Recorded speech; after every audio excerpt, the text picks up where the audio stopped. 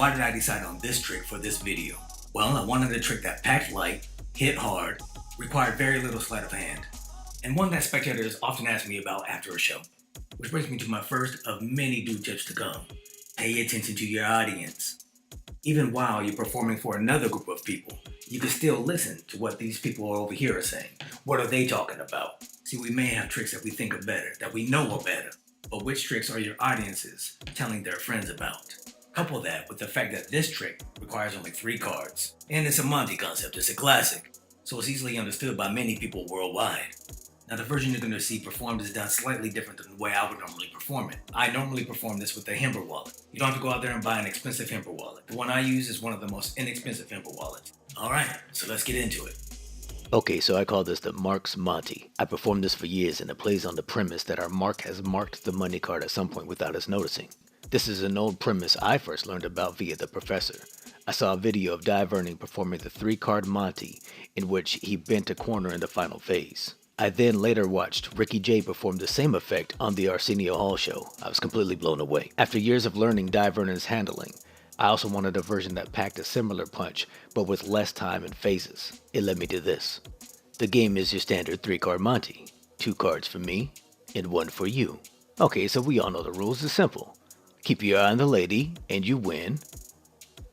But pick either of the commoners, and you lose. Now pay attention because my hands can be very tricky.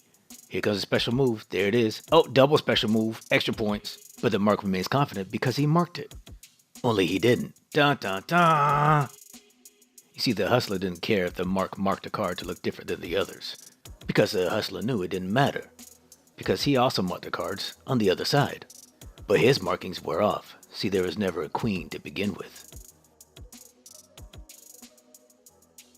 In this version, the only thing that's different is going to be the final display, or rather the final count.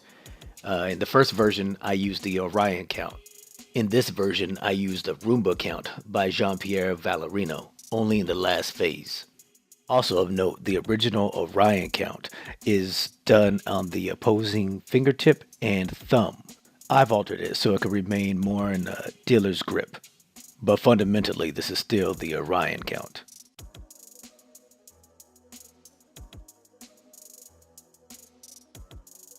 Again, here I'm using the Rumba count, not the Orion which I used in the first. Sweet, so here's the secret. Your money card must have the same back as one of your losing cards, and your losing cards must have 2 different color backs.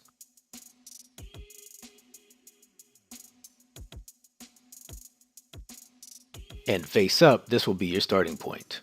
But please begin with them face down, otherwise that's just bad magic. We begin by collecting the losing card of the same back color as the money card, then the money card. So the money card ends up on top of the losing card.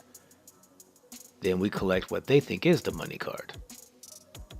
So our situation is this. We have different color back losing card, same color back money card, followed by the final same color back losing card. Now you're going to have to push off a double here, but for you beginners this shouldn't scare you. Essentially all you do is squeeze the packet in between your thumb and the ridge of your index finger.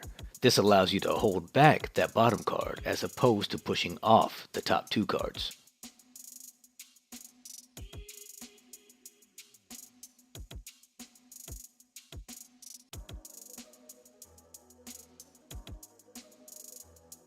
So after we do that push off, grip the cards between the index finger and the base of the opposite palm.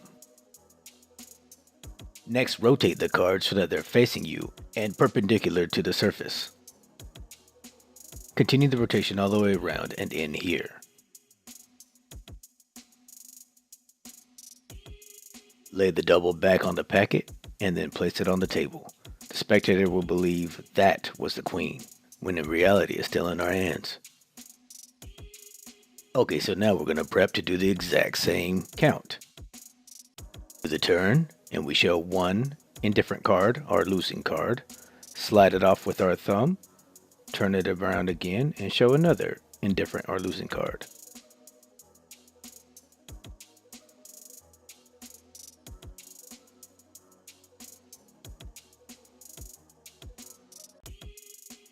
Now switch the fake money card with the real money card. Then the real money card with the same back losing card. Here I do a fake, maybe two, bring it back, let them choose.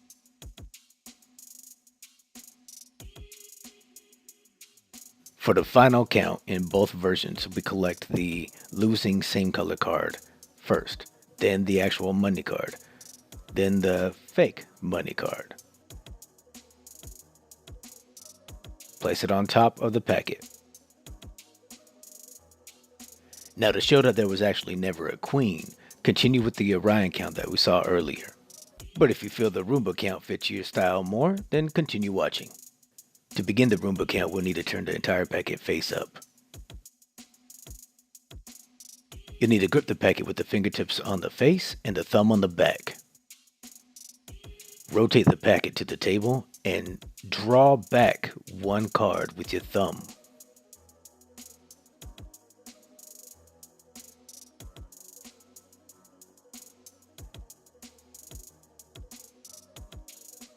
Use your middle finger to push and flip the other two cards into the other hand as you table the first card.